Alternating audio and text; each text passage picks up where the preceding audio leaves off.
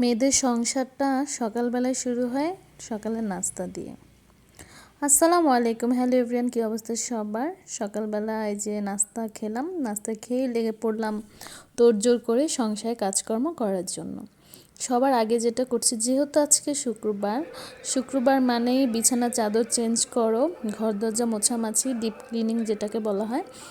প্রতি শুক্রবারই ভালো করে ঘর দরজা পরিষ্কার করতে হয়, আমি করি। অন্যদের কথা তো আমি জানি না, কিন্তু আমার কাছে মনে হয় সবাই শুক্রবার দিন একটু ঘর দরজা ভালো করে পরিষ্কার করে। প্রতিদিনই করি, কিন্তু ডিপ ক্লিনিং করি। সুন্দর একটা চাদর বের করে নিলাম, এখন চাদরটা বিছিয়ে নিব সুন্দর করে। আর খাটের মাথাগুলো ঝেড়ে নিলাম, প্রতিদিন পরিষ্কার হয়, তারপরেও চাদর যখন চেঞ্জ করি তখন চেষ্টা করি খাটটাকে একটু পরিষ্কার করে নেওয়ার। আর বিছানায় সাদা চাদর বিছালে আমার কাছে মনে হয় কি জানেন, একটা অন্যরকমের শান্তি। আর সত্যি কথা বলতে এই চাদরটা আমার কাছে ভালো লাগে, কারণ এই চাদরটা পাতলা, আমার পর্দার সাথে ম্যাচ হয়ে যায়, তো এই জন্য ভালো লাগে। এই যে দেখেন কি সুন্দর করে আমি বিছানাটা সেট করলাম। তারপর চলে গেলাম অন্য রুমে। এইখানে আসলে কেউ থাকে না, আর ঘুমানো হয় না, আমি একা মানুষ। এর জন্য বিছানাটা ওইভাবে, এই চাদরটাও আমি চেঞ্জ করি না, মাসে একবার চেঞ্জ করি। যখন কেউ আসে তখন এই চাদরটা উঠিয়ে একটা ভালো চাদর বিছিয়ে দিই। কিন্তু এখন দেখা যাচ্ছে যে অনেক দিন যাবৎ গেস্টও আসে না, তাই ভাবলাম যে পরিষ্কার করে একটা চাদর, ধোয়া চাদর পেতে রাখি, দেখতে ভালো লাগে আর কি। তারপর আবার গেলাম যে জানালাটা পরিষ্কার করে ফেললাম, জানালাটা একটু ধুলাবালি জমা ছিল, সেটা করলাম। দেন আমি সুন্দর করে একটি পাতলা চাদর বিছিয়ে দিলাম। যে চাদরগুলো ইউজুয়ালি আমি বড় খাটে বিছাই না, সেগুলো এই খাটে আমি বিছিয়ে রাখি, কারণ যখন গেস্ট আসে তখন ভালো চাদর বিছিয়ে দিই। তো এই রুমে আমি বালিশ রাখি না, কারণ প্রয়োজন হয় না, পরে পরে ময়লা হয়, তাই বালিশগুলো উঠিয়ে রাখি। কিন্তু আমার মা বলে খাট কখনো খালি রাখতে হয় না, তাই কোল বালিশ রাখি। আর এই যে এগুলো শীতের যে লেপ কম্বল, এগুলো তো আবার চলে যাবে আলমারিতে কয়েকদিন পরেই। নামানো হয়েছিল যেহেতু মেহমান আসছিল, পরে আর পরিষ্কার ক্লিনিং করে তারপর উঠাবো, এর জন্য আর উঠানো হয়নি। আর আমি কোল বালিশের কাপড়টা চেঞ্জ করলাম না, কারণ যখন ভালো চাদর বিছাবো তখন করব। আর এই যে দেখুন আমার এই ঘরটাও সুন্দর পরিষ্কার পরিচ্ছন্ন হয়ে গিয়েছে। আর এই যে আমি ড্রয়িং রুমটাও মাঝখানে সেট করেছি, আর উপরে একটা ওড়না দিয়ে দিয়েছে, বাচ্চারা বসে খাওয়া দাওয়া করলে কাবারের মধ্যে ময়লা ভরে, এই জন্য একটা পুরাতন ওড়না দিয়েছি। দেন আমি সুন্দর করে আমার সবগুলো ঘর গুছালাম, আর ওইখানে গান চলছিল, আমি গান দেখছিলাম। আর এই যে আমার বেডরুমটাও সুন্দর করে গুছানো। ঘর যখন পরিষ্কার থাকে তখন মনে অন্যরকম শান্তি থাকে। আর আমার রান্নাঘরটা এত নোংরা হয়ে আছে, থালা বাসন পর্যন্ত ধুইনি। দেন আমি সব থালা বাসন ধুয়ে কমপ্লিট করে ফেললাম। আর এখন রান্নার প্রিপারেশন, এই যে মুরগির মাংস এখানে সালাদ করে রেখেছি। আর এখন এই যে খিচুড়ি রান্না করব, খিচুড়ি আর মুরগির মাংস, আজকে উইকেন্ড স্পেশাল। তো সবার আগে তেল দিয়ে দিলাম। রেসিপি বলার কিছু নাই, কারণ সবাই রান্না করতে পারে, এক একজন এক এক রকম। আমার কাছে মনে হয় যে আমি যেহেতু ঝালটা খুব বেশি পছন্দ করি, আমি এভাবে একটু আস্তে আস্তে শুকনো মরিচ দিয়ে দিই। যদি ঝাল কম হয় তাহলে আমি যাতে ডলে নিতে পারি। এটা অপশনাল, সবাই দেয় না, কিন্তু আমার কাছে ভালো লাগে তাই আমি দিচ্ছি। রান্নাটা আসলে এক একজনে এক এক রকম। অনেকেই কমেন্ট বক্সে এসে বলে এভাবে রান্না করে না, কে এইভাবে ওইভাবে। আসলে কি, এক এক অঞ্চলে রান্নাবান্নার বিষয়টা এক এক রকম, যারা যেভাবে খেয়ে অভ্যস্ত তারা সেভাবেই রান্না করবে। অনেকে বলে যে পানি দিতে হয় না কষানোর সময়, কিন্তু আমার কাছে মনে হয় পানি না দিলে অনেক বেশি ঝাঁঝ হয় আর মশলাটা পুড়ে যায়, তাই আমি হালকা পানি দিয়ে নিই। তো মশলাটা কষানো শেষ হয়ে গেলে আমি সুন্দর চাল এবং ডাল দিয়ে দিয়েছি। এখানে অনেক পরিমাণে খিচুড়ি রান্না করা হচ্ছে, কারণ আমার বাসায় সবাইকেই, সব ফ্ল্যাটে আমাকে দিতে হবে, কারণ আমি তাদের বাচ্চাদের সবাইকে পড়াই, সেই সুবাদে তারা সবাই যাই রান্না করে আমাকে না দিয়ে খায় না। তা আমি যখন কিছু রান্না করি আমি চেষ্টা করি সবাইকে একটু একটু করে দিয়ে খাওয়ার, তাই আমার বেশি রান্না করতে হয়। দেন আমার মশলা কষানো শেষ করে আমি খিচুড়িটাকে সুন্দর করে নাড়াচাড়া করে নিচ্ছি। আমার আম্মু বলে যে পোলার অথবা খিচুড়ি যত বেশি মানুষ ভাজে দানাগুলো তত বেশি সুন্দর হয়।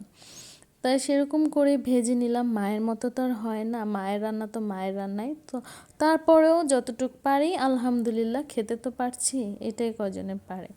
যাক, খিচুড়িটা অন্য চুলায় দিয়ে এখন চুলায় প্যান বসিয়ে দিলাম, বড় একটা কড়াই বসিয়ে দিয়েছি মাংস রান্না করার জন্য। ঠিক কড়াইটা যখন গরম হলো তেল ঢেলে দিলাম, তারপরে দিয়ে দিলাম গোটা তেজপাতা, তারপরে দিয়ে দিব গোটা গরম মশলা, যেগুলো ধুয়ে আমি সুন্দর করে আগে ক্লিন করে রেখেছিলাম সেগুলো দিয়ে দিব। দেন আমার মশলাটা কষানো হয়ে গেলে অ্যাজ ইউজুয়ালি যেভাবে মাংস রান্না করে সেভাবেই রান্না করব। আর শুক্রবারে কে কীভাবে দিন কাটান অবশ্যই কমেন্ট বক্সে জানাবেন। আসলে কমেন্ট বক্সটা হচ্ছে একে অপরের মনের ভাব প্রকাশ করার একটা মাধ্যম। আমরা যারা সংসার করি, সাংসারিক মেয়ে, আমার কোনো ভুল হলে সেটা আপনার যদি একটু টিপস দেন আমাকে, তাহলে আমি শিখতে পারবো। বা যারা একদম নিউলি ম্যারিড, সংসার সামলাতে পারছে না ঠিকভাবে, তারা যদি ব্লগগুলো দেখে একটু হলে উপকৃত হবে কীভাবে কাজ গুছিয়ে করতে হয় একটার পর একটা। আর যে নারী সংসার ভালোবাসে সে তার সংসারটাকে চেষ্টা করে নিজের মনের মতো করে তোলার। আমি চেষ্টা করি আমার সংসারটাকে সুন্দর করে গুছিয়ে রাখার। সংসার গোছানোর দায়িত্ব হাজব্যান্ড ওয়াইফে দুজনের ভুলেও সাংসারিক জিনিসপত্র কিনে গোছানোর দায়িত্ব কিন্তু মেয়েদের। মেয়েরা একটু কষ্ট করে ভালো জামা কাপড় না কিনে কিন্তু সংসারের জিনিস কিনে, আমি কিনি। আমার কাছে মনে হয় আমার সংসারে সম্পূর্ণ কিছু পরিপূর্ণ হলেই আমার দেখতে ভালো লাগে। আর ঘর দরজা গুছিয়ে পরিষ্কার করে রাখলে নিজের মনও দেখবেন ভালো থাকে। কথা বলতে বলতে এখানে কিন্তু দেখেন আমার মশলা কষিয়ে গিয়েছে এবং তেল বের হয়ে গিয়েছে। তারপর আমি মাংসগুলো দিয়ে দিলাম। অনেকেই বলে ফার্মের মুরগি না ভেজে খাওয়া যায় না, কিন্তু ট্রাস্ট মি, আপনি ফার্মের মুরগি না ভেজে সুন্দর করে বেশি একটু মশলা দিয়ে রান্না করে খাবেন, অনেক ভালো লাগে। ফার্মের মুরগিটা কিন্তু সুন্দর করে ক্লিন করতে হয়। দেখেন আমি মুরগিটা ক্লিন করেছি, একদম সাদা সাদা হয়ে গিয়েছে, কারণ রক্ত লেগে থাকে। আর ফার্মের মুরগিটা এমনিও ভালো করে ক্লিন করে ধুতে হয়। দেন আমি আলুটাও কিন্তু সাথেই দিয়ে দিয়েছি। আমার হাজব্যান্ড আলু খুব পছন্দ করে, তাই তার জন্য আমার যে কোনো মাংসতে অল্প হলেও আলু দিতে হয়। আলুটা সুন্দর করে দিয়ে আমি মাংসটা কষিয়ে নিচ্ছি। আর আরেক পাশে কিন্তু আমার এই যে খিচুড়িটা বলক উঠে গেছে, দেখাচ্ছি দেখো। খিচুড়ি কালারটা একটু বেশি মনে হচ্ছে, কিন্তু আমি একটু বেশি মশলা দিই খিচুড়িতে। আমার কাছে যে হলদে ভাবটা ভালো লাগে। আমি সব ধরনের মশলাই খিচুড়িতে ইউজ করি, যার ফলে কালারটা এত গাঢ় মনে হয়।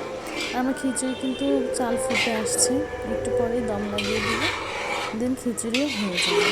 আর আরেক পাশে কিন্তু সুন্দর করে আমার মাংসটাও রান্না হয়ে যাচ্ছে। দুই চুলায় দুইটা রান্না করে এর মাঝখানে আমি কিন্তু অনেক কাজ সেরে এসেছি। এর মাঝখানে আমি আমার ঘর মুছে এসেছি, সব কিছু এখানে কষাতে দিয়ে হতে দিয়ে আমি কিন্তু অন্যান্য কাজগুলো করে ফেলি। পাশাপাশি সিঙে যে থালা বাসনগুলো জমে রান্নার সময়, সেগুলো আমি পাশাপাশি ধুতে থাকি, কারণ জমে গেলে নিজেরই কষ্ট হয়। দেন আচ্ছা দেখেন আমার মুরগি মাংসটা কষাচ্ছি। আমার কেন জানি জানি না, খুব বেশি একসাথে কথা বলতে গেলে খুব কষ্ট হয়, আর কেন জানি শ্বাস নিতে খুব বেশি প্রবলেম হয়। এটা কি সবার কিনা আমি জানি না, কিন্তু আমি একসাথে অনেক কথা বলতে পারি না, তাই ভয়েস ওভার দেওয়ার সময় আমার কথা আটকে আটকে যাচ্ছিল, কারণ সচরাচর খুব বেশি কথা বলি না। এটা আমার সমস্যা না, আমার মনে হয় যারা একা বাসায় থাকে তাদের তো কথা বলার কোনো মানুষ থাকে না, তাই হয়তো বা কথা কম বলার অভ্যাসটা তাদের রয়ে যায়। যাই হোক, কার সংসার কেমনভাবে চালাচ্ছেন অবশ্যই কমেন্ট বক্সে জানাবেন। সবাই আমার জন্য দোয়া করবেন, আমিও সবার জন্য দোয়া করি। দোয়ার মাধ্যমে একে অপরের মঙ্গল কামনা করব, এটাই সকল মুসলিম জাতির দায়িত্ব। তো সবাই ভালো থাকবেন, দোয়া করবেন। আল্লাহ হাফেজ।